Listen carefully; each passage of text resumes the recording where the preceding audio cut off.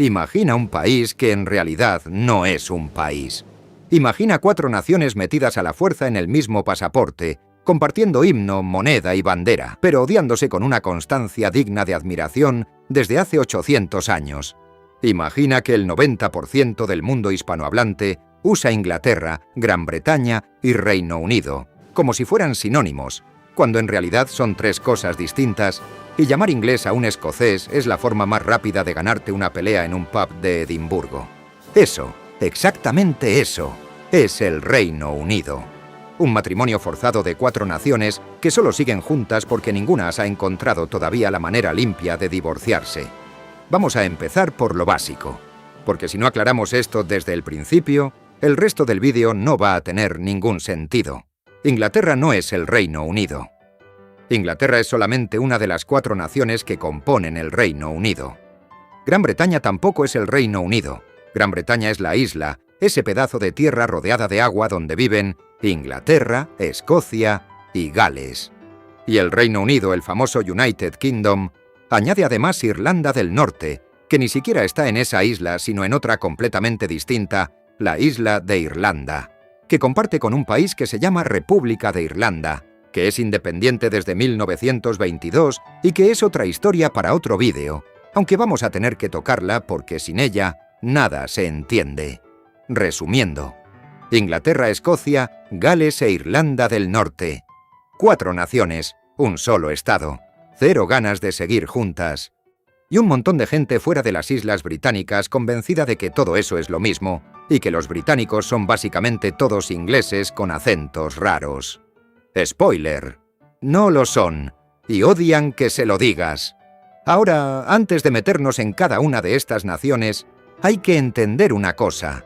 Cuando los escoceses, los galeses o los norirlandeses dicen los ingleses, no lo dicen como tú dirías los franceses o los italianos. Lo dicen con el mismo cariño con el que un mexicano dice los gringos, con el que un argentino dice los yanquis, con el que un irlandés dice, bueno, también los ingleses. Es una palabra cargada, no es geografía. Es resentimiento histórico acumulado durante 8 siglos, capa sobre capa, conquista sobre conquista, masacre sobre masacre, y todavía sin procesar del todo. Y los ingleses, por su parte, ven todo ese resentimiento como una exageración propia de pueblos pequeños que no superan que la historia los pusiera en segunda fila, lo cual, por supuesto, hace que los otros 3 se enfaden todavía más. Empecemos por Inglaterra, porque es el hermano mayor de esta familia disfuncional, el que se cree es el motor civilizador del archipiélago, el que conquistó a los otros 3 a lo largo de los siglos y luego se sorprendió de que no le tuvieran cariño. Inglaterra concentra a casi 56 millones de los 67 millones de habitantes que tiene el Reino Unido, o sea, 84% de la población. Casi todo el dinero, casi todo el poder político, casi toda la prensa, casi todo está en Inglaterra. Y dentro de Inglaterra, casi todo está en Londres. Londres es prácticamente un país aparte dentro de Inglaterra. Una metrópoli global donde se hablan 300 idiomas, donde los precios de la vivienda no tienen relación con ningún salario humano, y donde se decide el destino económico de las otras 3 naciones sin pedirles demasiada opinión. El inglés medio se ve a sí mismo como pragmático, ordenado, con sentido del humor seco, dado al understatement, esa costumbre de quitarle hierro a todo, de decir not bad, cuando algo es maravilloso y a bit of a problem, cuando se acaba de hundir un barco. Le gusta el té con leche, el fish and chips, las casas adosadas idénticas en hileras infinitas, los pubs de techo bajo, el desayuno completo con bacon, salchichas, frijoles, tomate y morcilla. Y quejarse del tiempo, aunque el tiempo lleve siendo idéntico desde 1066. Inglaterra inventó el fútbol moderno, el cricket, el rugby, el tenis, el boxeo y básicamente cualquier deporte que hoy juegues, y luego perdió todos los mundiales menos uno desde entonces, lo cual le genera un trauma deportivo nacional que se manifiesta cada 4 años en forma de canciones de borrachera y banderas de San Jorge. El detalle absurdo de Inglaterra es que su himno, ese God Save the King, que cantan en estadios y bodas reales, no es el himno de Inglaterra. Es el himno del Reino Unido entero. Inglaterra no tiene un himno oficial propio. Cuando juega su selección, usan el himno del Reino Unido como si fuera suyo, lo cual a los escoceses, galeses y norirlandeses les revienta, porque es exactamente el resumen visual de cómo Inglaterra ha tratado a las otras 3 naciones durante 800 años. Lo mío es mío y lo nuestro también es mío. Los demás los ven como arrogantes, condescendientes, incapaces de admitir que su imperio fue, digamos, problemático, obsesionados con una nostalgia imperial que ya no existe, y todavía sorprendidos de que el resto del mundo no quiera ser su colonia. Pero, para ser justos, Inglaterra también es Shakespeare, los Beatles, los Rolling Stones, Monty Python, la BBC, las universidades de Oxford y Cambridge, y el sentido del humor más absurdo del planeta. Así que tampoco vamos a fingir que no han aportado nada.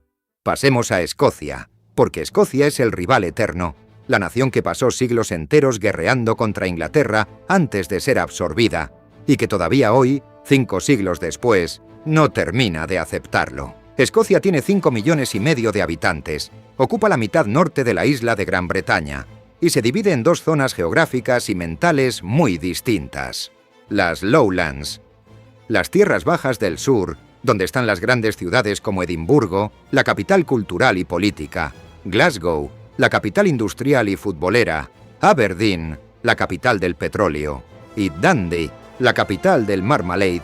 Sí, esa mermelada de naranja existe gracias a ellos.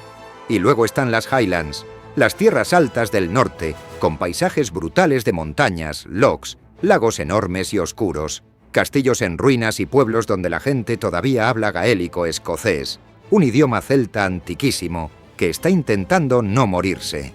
Y luego están las islas, muchísimas islas, las Hébridas interiores, las Hébridas exteriores, las Orcadas y las Shetland, estas últimas geográficamente más cerca de Noruega que de Edimburgo, y donde la gente se siente más vikinga que escocesa.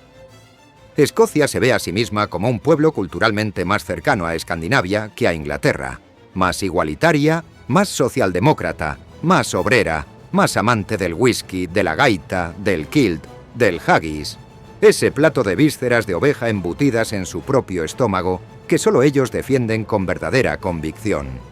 Inventaron la penicilina, el teléfono, la televisión, el motor de vapor, los logaritmos y el escepticismo filosófico, lo cual no es un mal currículum para un país de 5 millones de habitantes que pasó la mayor parte de su historia con frío y sin azúcar. Pero la verdadera obsesión escocesa es Inglaterra. Y aquí hay que mencionar a William Wallace, el héroe nacional del siglo XIII que lideró la revuelta contra los ingleses y al que ejecutaron de manera espectacularmente desagradable, y a Robert de Bruce, el rey escocés que ganó la batalla de Bannockburn en 1314 contra un ejército inglés muchísimo más grande, y al que cualquier escocés todavía hoy tiene en mejor concepto que a su propio abuelo.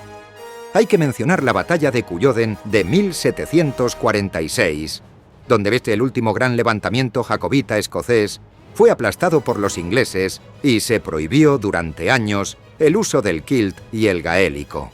Y sobre todo hay que mencionar el Acta de Unión de 1707, ese tratado por el cual Escocia perdió su independencia formalmente, y que muchos escoceses todavía consideran una traición de su propia élite, que vendió la nación por oro inglés después de que un proyecto colonial escocés en Panamá, llamado el Plan Darien, hubiera arruinado al país entero. Las Highland Clearances son otro capítulo doloroso. En los siglos XVIII y XIX, los terratenientes escoceses, presionados por intereses económicos ingleses, decidieron que había más dinero en las ovejas que en las personas y expulsaron a sus propios compatriotas de las tierras altas para meter rebaños. Cientos de miles de escoceses fueron forzados a emigrar a Canadá, Australia, Estados Unidos y Nueva Zelanda. Por eso hoy hay más gente con apellido escocés en Norteamérica que en Escocia. Por eso Nueva Escocia se llama así. Por eso cualquier persona en el mundo con apellido empezando por Mac tiene un primo lejano en algún pueblo de las Highlands. Y luego está el petróleo. En los años 70 encontraron petróleo en el Mar del Norte, petróleo escocés. Y ese petróleo enriqueció a Londres mientras Glasgow tenía durante décadas la esperanza de vida más baja de Europa occidental. con barrios donde los hombres morían de media a los 54 años. Esa herida no se cura con tarjetas postales. En 2014, Escocia celebró un referéndum de independencia y se quedó a un 10% de marcharse. El 45% votó sí. Y desde entonces, el Partido Nacional Escocés gobierna el Parlamento de Holyrood, ese parlamento que reabrió en 1999 después de casi 3 siglos cerrado. Escocia tiene su propio sistema legal, su propio sistema educativo, sus propios billetes que los ingleses se niegan a aceptar en taxis de Londres, y la firme convicción de que tarde o temprano se irán. La pregunta es ¿cuándo? Pasemos a Gales, porque Gales es la nación olvidada, la que probablemente ni siquiera sabes ubicar bien en el mapa, y eso es exactamente parte del problema galés. Gales está al oeste de Inglaterra. Es una península verde, montañosa y lluviosa, con poco más de 3 millones de habitantes, y fue la primera de las 4 naciones en ser conquistada. En el siglo XIII, Eduardo I de Inglaterra, conocido cariñosamente entre los galeses como el martillo de los celtas, sometió definitivamente a los príncipes galeses, construyó una cadena de castillos enormes alrededor del país para asegurarse de que entendieran el mensaje, y desde entonces el heredero de la corona británica lleva el título de Príncipe de Gales como recordatorio simbólico de aquella sumisión. Cuando coronan a un nuevo príncipe de Gales, lo hacen en suelo galés, frente a galeses, y a los galeses no les gusta nada, pero nadie les pregunta. El idioma galés, el Cymraeg, estuvo a punto de desaparecer. Durante el siglo XIX y parte del XX se prohibió su uso en las escuelas. A los niños que lo hablaban se les colgaba un cartel humillante llamado el Welsh Not, una pieza de madera con esas iniciales, y el último niño que lo llevara puesto al final del día recibía una paliza. Imagínate eso, aplicado durante generaciones. Imagínate el trauma cultural acumulado. Y sin embargo, el galés sobrevivió. Hoy hay alrededor de 900.000 personas que lo hablan. Todas las señales de tráfico están en galés y en inglés. Hay televisión y radio en galés. Y se ha convertido en uno de los pocos casos exitosos de recuperación lingüística en Europa.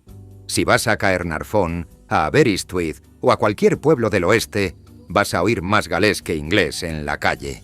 Los galeses se ven a sí mismos como los celtas originales, los descendientes directos de los britanos, esos pueblos que vivían en la isla antes de que llegaran los romanos, los anglos, los sajones, los jutos, los vikingos y, en general, todo el que tuviera un barco y ganas de invadir algo.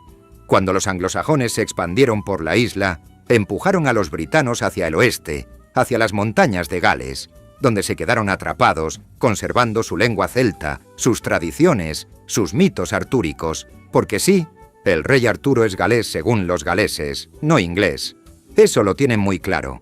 La cultura galesa gira alrededor del rugby, del coro masculino, de la poesía, de los Eisteddfods, esos festivales literarios y musicales con tradición milenaria, y de un nacionalismo cultural fortísimo que se manifiesta especialmente cada vez que su selección de rugby juega contra Inglaterra.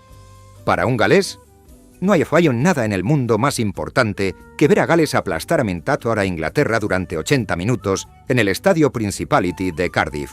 Si Gales gana, el país se paraliza 3 días.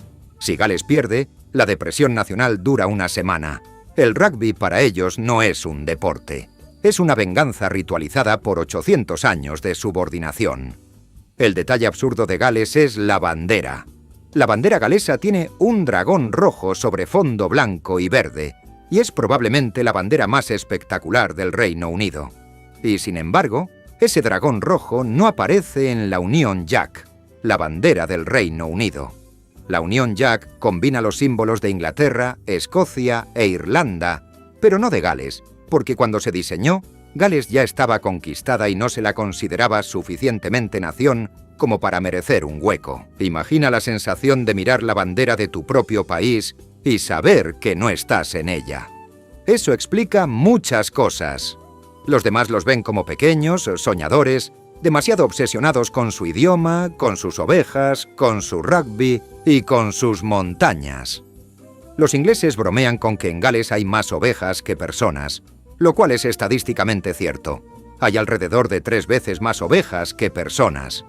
Pero los galeses tienen algo que las otras 3 naciones admiran en secreto, que es una identidad cultural perfectamente intacta a pesar de 7 siglos de presión inglesa. Eso en 800 años no es poca cosa.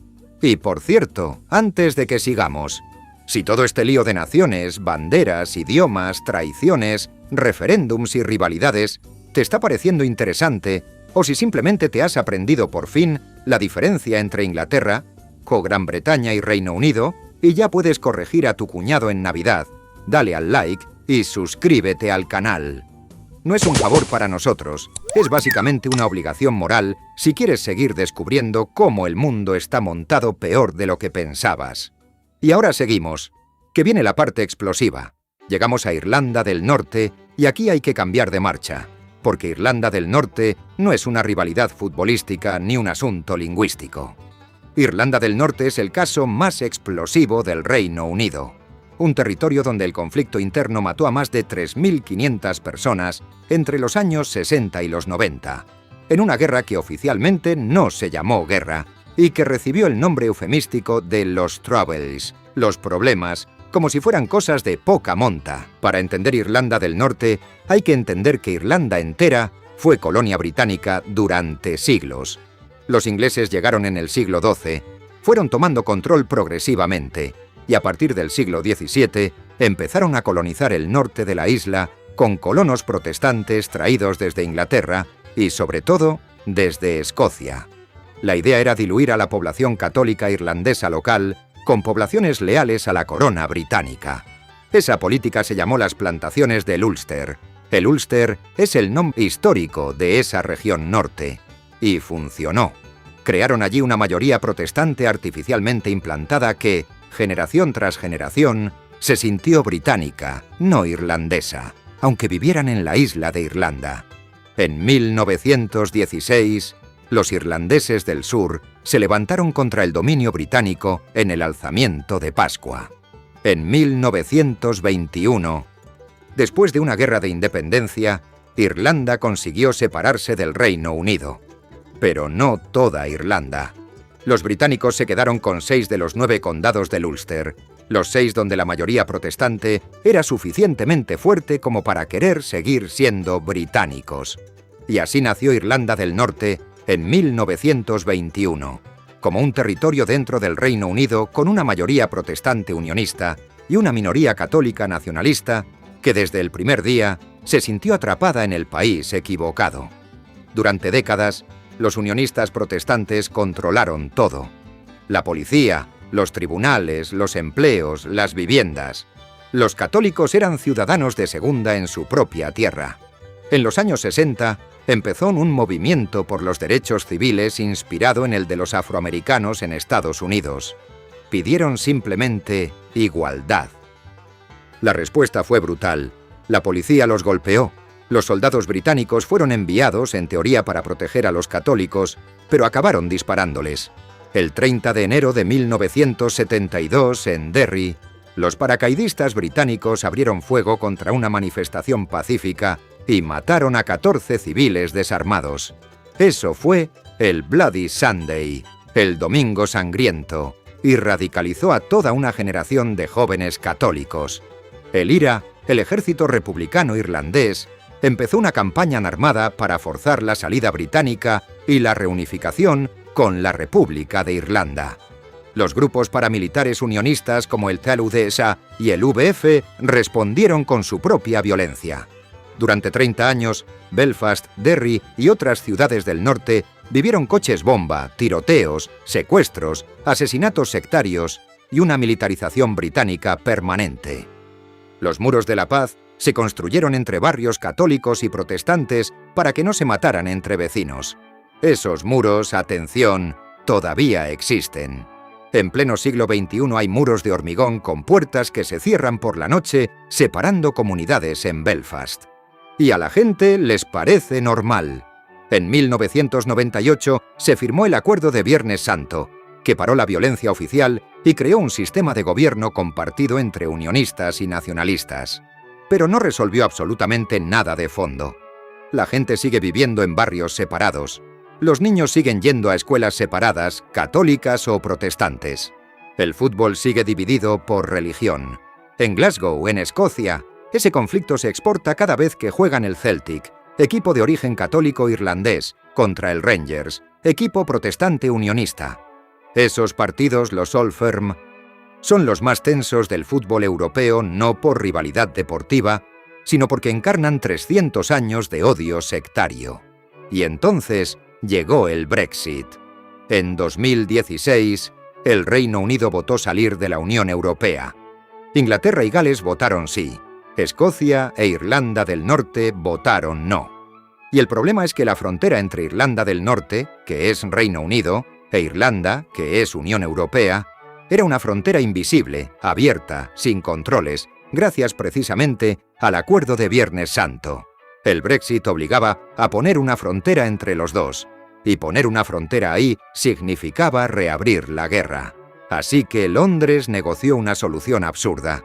La frontera se puso en el mar, entre Irlanda del Norte y el resto del Reino Unido, lo cual los unionistas norirlandeses viven como una traición histórica de Londres, que prefirió tirar a Irlanda del Norte por la borda antes que arriesgar la paz.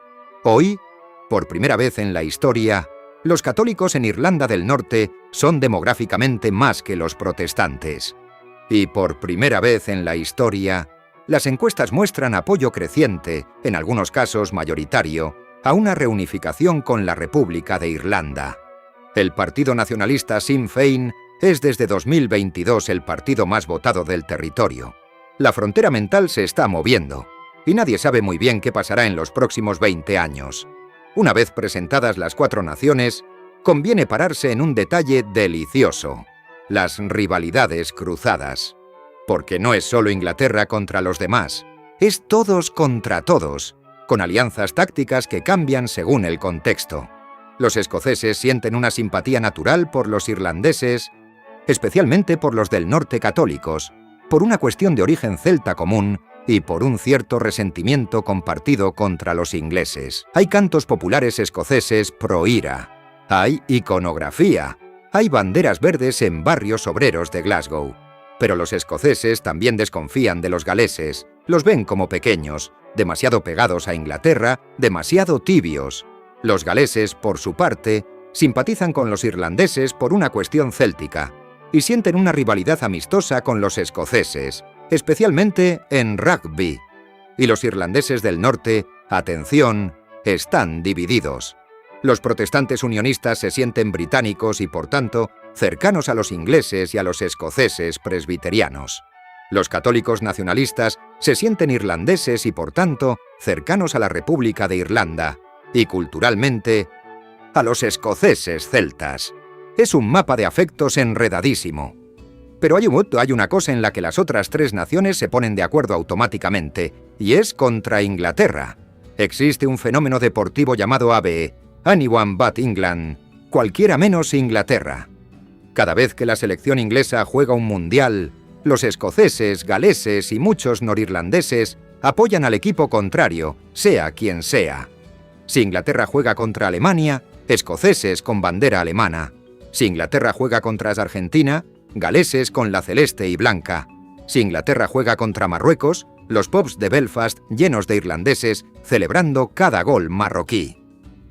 La unidad nacional británica funciona perfectamente para todo, excepto para apoyar a Inglaterra. Y luego están las diferencias prácticas, esas que el espectador medio no se imagina. Cada una de las 4 naciones tiene su propio sistema de salud separado.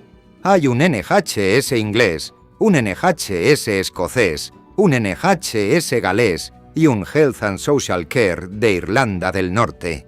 Cada uno funciona distinto. Cada una tiene su propio sistema educativo. En Escocia, los chicos hacen los Highers en lugar de los A-levels ingleses. En Gales, hay escuelas donde se enseña íntegramente en galés. Cada una tiene su propio parlamento, excepto Inglaterra, que paradójicamente es la única sin parlamento propio, porque utiliza el de Westminster como si fuera suyo, lo cual es otra fuente de tensión. Cada una tiene sus propios equipos de fútbol y rugby. La Eurocopa la juegan por separado, Inglaterra por un lado, Escocia por otro, Gales por otro, Irlanda del Norte por otro. Pero los Juegos Olímpicos los juegan juntos como Team Great Britain, lo cual es absurdo y revelador.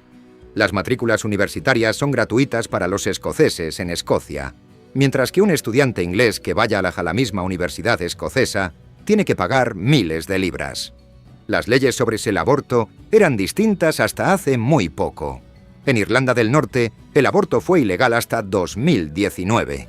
Las leyes sobre alcohol, sobre tabaco, sobre velocidad en carreteras, todas distintas según en qué nación estés. Y los billetes, todos valen lo mismo. Pero un taxista de Londres puede negarse a aceptar un billete escocés solo por molestar. El cricket es otro caso fascinante. En cricket, Inglaterra y Gales compiten juntos como un solo equipo llamado exclusivamente England. El nombre es solo Inglaterra, pero juega también gente galesa. Por su parte, Escocia e Irlanda del Norte tienen sus propios equipos por separado.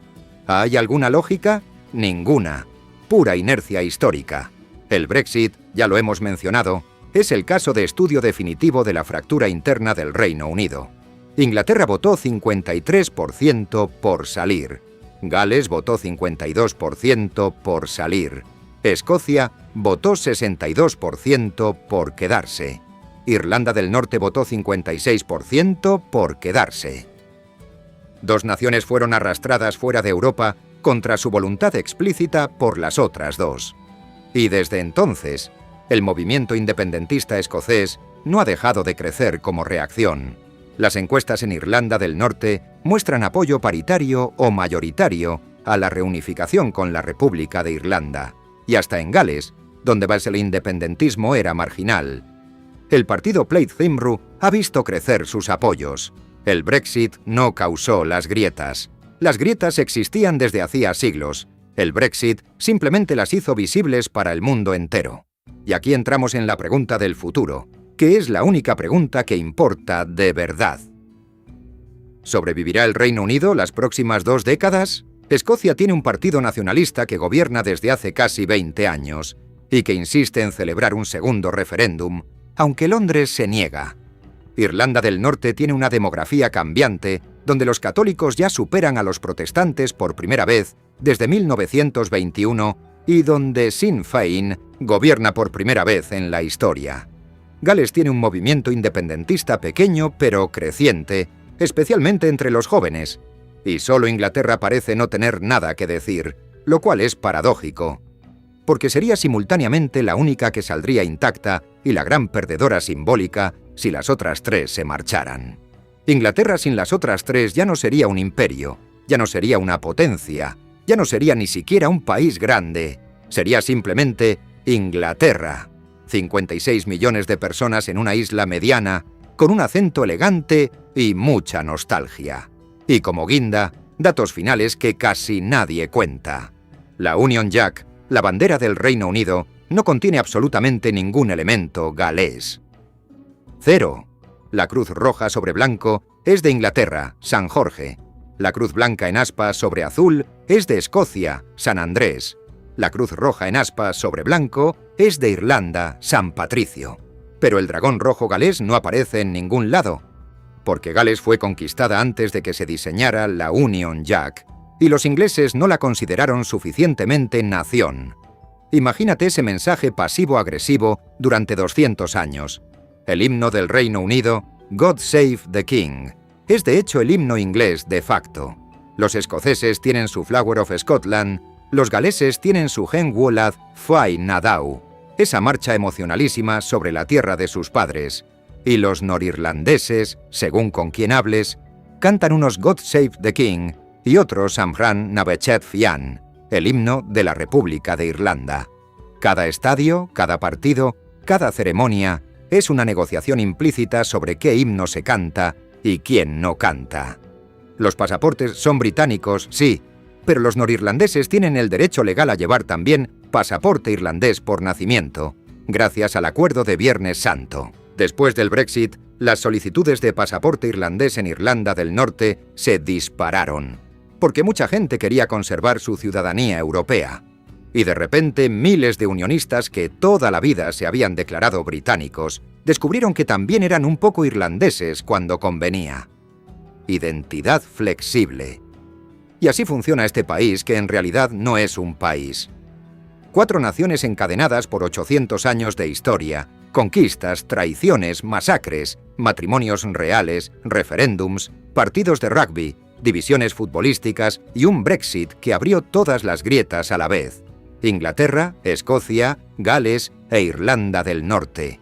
Una sola bandera, 4 himnos, 3 parlamentos, varios sistemas de salud, montones de billetes distintos y un resentimiento compartido. Lo único que mantiene esto unido es la inercia, el miedo al cambio y la incapacidad de imaginar la separación. La pregunta nunca fue si el Reino Unido se rompería. La pregunta siempre fue cuándo, cómo y quién se va primero. Y sinceramente, esto es así.